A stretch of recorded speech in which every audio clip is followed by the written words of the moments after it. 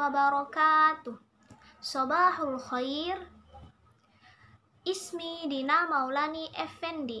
Ana min fasli sadis A fi qismi ta'limil lughatil arabiyyah. Tayyib, qablahu santik bil lughatil wataniyah. Baiklah, pada pertemuan kali ini saya akan memaparkan hasil makalah yang saya buat yang bertema tugas guru dan perangkat pembelajaran. Dalam makalah ini saya mengambil dua rumusan masalah. Yang pertama yaitu mengenai apa saja tugas guru dalam pembelajaran. Kemudian yang kedua, bagaimana perangkat pembelajaran yang harus dipersiapkan oleh guru.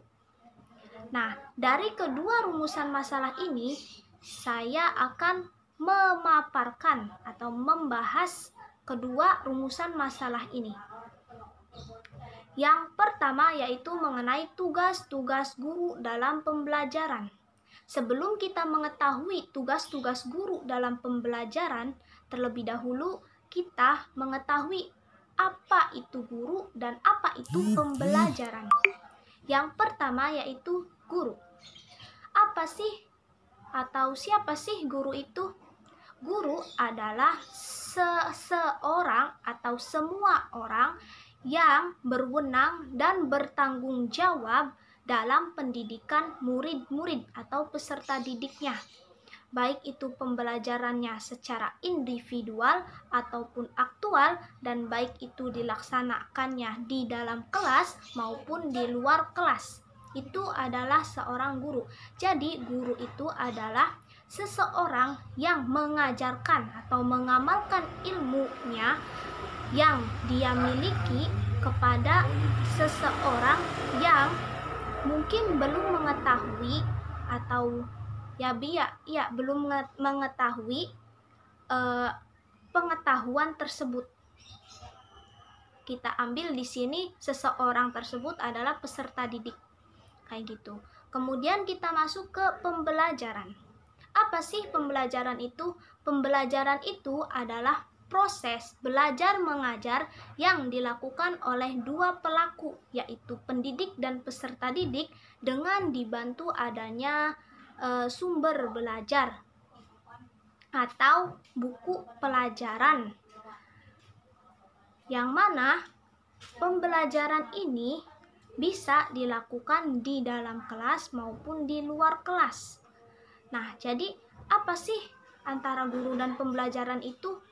Nah, antara guru dan pembelajaran kaitannya sangat-sangat berkaitan.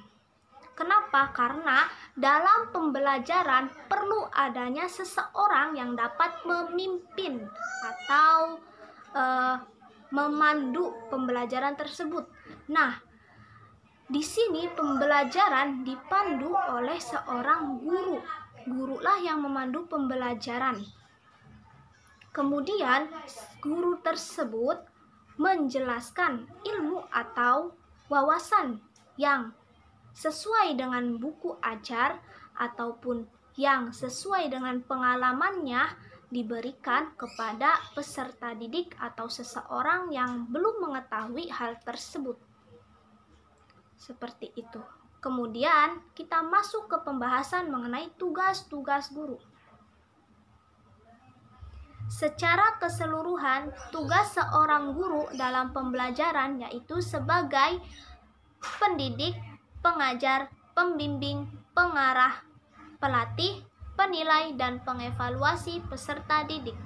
Jadi, maksud dari keseluruhan makna-makna ini, tugas seorang guru itu adalah sebagai pemimpin berjalannya pembelajaran dari tahap awal sampai akhir pembelajaran. Secara umum, tugas seorang guru dalam melalui tahapan pembelajaran yaitu ada 3 tahapan pembelajaran. Yang pertama yaitu tahapan pra atau awal pembelajaran. Yang kedua, tahapan dalam pelaksanaan pembelajaran atau inti pembelajaran. Yang ketiga yaitu tahapan pasca atau akhir pembelajaran.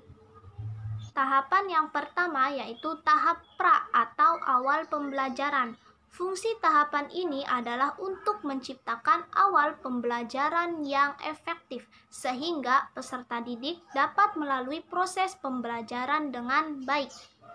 Nah, langkah-langkah yang harus dilakukan atau tahapan yang harus dilakukan oleh pendidik diantaranya yang pertama yaitu menciptakan kondisi awal pembelajaran. Dalam menciptakan kondisi awal pembelajaran yang harus dilakukan yaitu menciptakan suasana atau kondisi kelas yang menarik.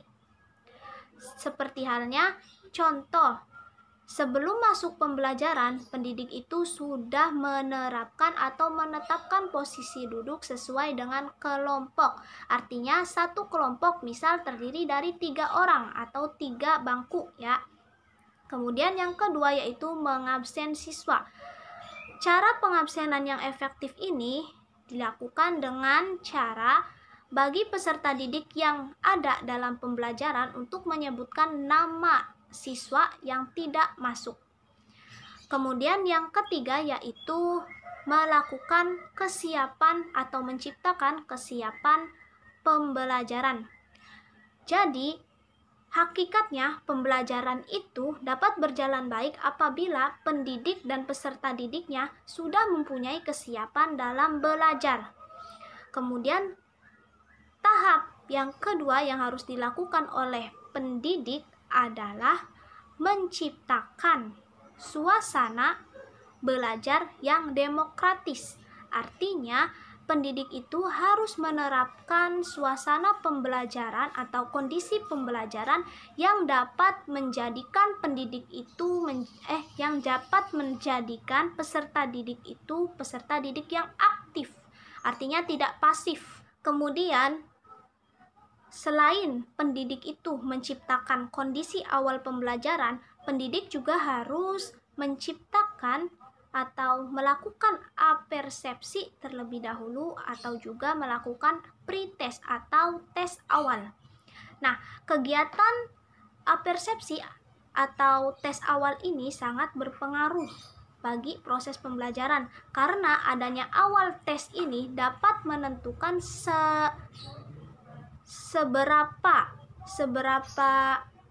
seberapa kemampuan dari peserta didiknya. Kayak gitu. Kemudian melakukan apersepsi juga sangat membantu kondisi awal pembelajaran yang menarik juga. Misalnya, sebelum melakukan pembelajaran, kita lakukan dulu senam atau melihat video. Nah, kegiatan seperti ini akan memfokuskan peserta didik yang tadinya mereka mengantuk. Jika kita adakan apersepsi, maka mereka akan terfokuskan seperti itu, sehingga dalam masuk ke pembelajarannya mereka sudah mempunyai kesiapan belajar kayak gitu. Kemudian tahapan yang kedua yaitu tahap pelaksanaan pembelajaran atau inti pembelajaran. Pada tahapan ini adalah tahapan utama dalam pembelajaran, sehingga hal-hal atau langkah-langkah yang harus dilakukan oleh seorang guru yang pertama yaitu menyampaikan atau memberikan tujuan atau garis besar materi yang akan dipelajari. Misal, hari ini kita akan membahas mengenai materi al-hiwayah yang dibahas kemudian melalui aspek istima', kalam, qiraah, dan kitabah. Setelah itu, yang kedua yaitu menyampaikan alternatif belajar yang akan dilakukan. Misal, hari ini kita akan menggunakan media pembelajaran dengan penyampaian PPT atau penyampaian teks seperti itu. Kemudian dengan metode pembelajaran yang akan kita gunakan adalah istima'. Terus yang ketiga yaitu dengan cara langkah-langkahnya yaitu menyampaikan materi pelajaran. Pada Penyampaian materi pelajaran bisa dilakukan dengan cara yang pertama, yaitu menyajikan materi pelajaran secara klasikal. Artinya, materi ini disampaikan secara menyeluruh oleh guru. Kemudian yang kedua yaitu menyajikan bahan materi pelajaran secara kelompok. Artinya, guru melakukan atau menggunakan metode atau melakukan metodenya itu dengan cara pengelompokan dalam pembelajarannya. Kemudian masing-masing kelompok mendiskusikan materi pelajaran yang disampaikan oleh guru tadi. Kemudian yang ketiga yaitu menyajikan materi pelajaran secara individual. Kemudian yang keempat yaitu menyimpulkan pembelajaran. Kemudian tahapan yang ketiga yaitu tahapan pasca atau akhir pembelajaran. Tahapan ini merupakan tahapan yang terakhir dari pembelajaran. Hal-hal atau langkah-langkah yang harus dilakukan oleh seorang guru yang pertama yaitu melaksanakan penilaian akhir. Penilaian akhir digunakan atau dilaksanakan untuk mengetahui seberapa mana pengetahuan atau kemampuan peserta didik dalam memahami pembelajaran atau mata pelajaran. Kemudian yang kedua yaitu mengkaji hasil penilaian akhir. Mengkaji hasil penilaian akhir di sini digunakan untuk mengetahui apakah materi yang telah disampaikan itu sudah dapat dipahami secara keseluruhan oleh peserta didik atau belum. Kemudian yang ketiga yaitu melaksanakan tindak lanjut. Tindak lanjut dilakukan bisa di luar jam sekolah. Kemudian yang keempat yaitu melaksanakan atau memaparkan materi atau topik yang akan dibahas minggu depan, sehingga pada pertemuan yang akan datang peserta didik itu sudah mengetahui atau ada gambaran mengenai topik yang akan dibahas. Kemudian yang terakhir yaitu penutup pembelajaran. Penutup pembelajaran bisa dilakukan dengan cara memotivasi peserta didiknya atau menasehatilah peserta didiknya. Seperti itu. Itu adalah tugas-tugas guru dalam pembelajaran. Kemudian pembahasan yang kedua yaitu mengenai perangkat pembelajaran. Perangkat pembelajaran adalah alat atau perlengkapan untuk melaksanakan proses yang memungkinkan peserta didik dan pendidik dapat melakukan kegiatan pembelajaran. Dalam perangkat pembelajaran ada yang namanya buku kerja guru. Buku kerja guru ini berisikan dokumen-dokumen. Buku kerja dibagi menjadi 4, yaitu buku kerja 1, buku kerja 2, buku kerja 3, dan buku kerja 4. Dari setiap buku kerjanya itu terdapat dokumen. Yang pertama yaitu buku kerja 1. Buku kerja 1 berisikan analisis SKL, RPP, silabus, dan KKM. Nah, KKM dilakukan di awal tahun. KKM antar kelas atau setiap kelasnya itu berbeda-beda. Artinya KKM ini dilakukan secara bertahap, mulai dari yang terendah hingga yang tertinggi. Contohnya yaitu pada KKM kelas 7. Pada KKM kelas 7 yaitu 7,3. Kemudian naik ke kelas 8 menjadi 7,5. Begitu pula seterusnya. Kemudian yang kedua yaitu buku kerja 2. Buku kerja 2 ini berisikan dokumen-dokumen yang memang berhubungan langsung dengan guru. Seperti halnya isinya yaitu ada kode etik guru, kemudian ikrar guru, kemudian tata tertib guru, pembiasaan guru, kalender pendidikan, alokasi waktu, prota, prosem, dan juga agenda atau jurnal agenda guru. Kemudian yang ketiga yaitu mengenai buku kerja 3. Buku kerja 3 ini Di dalamnya berisikan dokumen-dokumen yang berhubungan dengan guru dan proses pembelajaran, yaitu absensi siswa, daftar nilai, penilaian akhlak, analisis hasil ulangan, program pengayaan, kemudian jadwal mengajar, daya serap siswa, kumpulan kisi-kisi soal, kumpulan soal, analisis butir soal, dan perbaikan soal. Kemudian yang keempat yaitu buku kerja 4 berisikan dokumen yang berhubungan dengan hasil akhir pembelajaran, yaitu berisikan analisis diri sekolah, juga program tindak lanjut. Kemudian pembahasan selanjutnya yaitu mengenai jenis-jenis perangkat pembelajaran yang harus dipersiapkan oleh guru. Jenis perangkat pembelajaran yang harus dipersiapkan oleh guru yaitu melalui 3 tahapan. Yang pertama yaitu tahap pra pembelajaran, yang kedua yaitu tahap pelaksanaan pembelajaran, dan yang ketiga yaitu tahap pasca pembelajaran. Yang pertama yaitu tahap pra pembelajaran. Pada tahap pra pembelajaran, seorang guru harus mempersiapkan yang pertama yaitu silabus. Silabus berisikan suatu rencana dalam pembelajaran. Kemudian yang kedua yaitu prota, alokasi waktu pada setiap tahunan.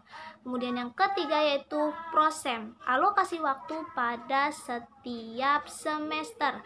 Yang keempat yaitu absensi, buku absensi siswa. Kemudian yang kelima yaitu jurnal atau agenda seorang guru dalam pembelajaran tuh, agenda pertama apa aja, kedua apa, seperti itu. Kemudian yang keenam yaitu KKM, menentukan KKM yang ditetapkan. Tahapan yang kedua yaitu tahapan pelaksanaan pembelajaran yang harus dipersiapkan oleh guru, yaitu RPP adalah rancangan pelaksanaan pembelajaran. Artinya RPP ini adalah turunan dari silabus. Kemudian yang kedua yaitu buku ajar atau bahan ajar. Kemudian yang ketiga yaitu media pembelajaran yang digunakannya, media atau alat pembelajaran yang akan digunakan. Kemudian yang terakhir yaitu metode pembelajaran atau cara pembelajaran yang akan digunakan itu seperti apa. Kemudian yang ketiga atau yang terakhir yaitu tahapan pasca pembelajaran yang harus diperhatikan oleh guru, yaitu yang pertama yaitu laporan penilaian atau lembaran penilaian.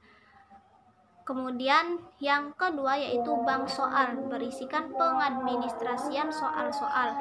Soal-soal ini sulit atau tidak, kayak gitu. Kemudian yang ketiga yaitu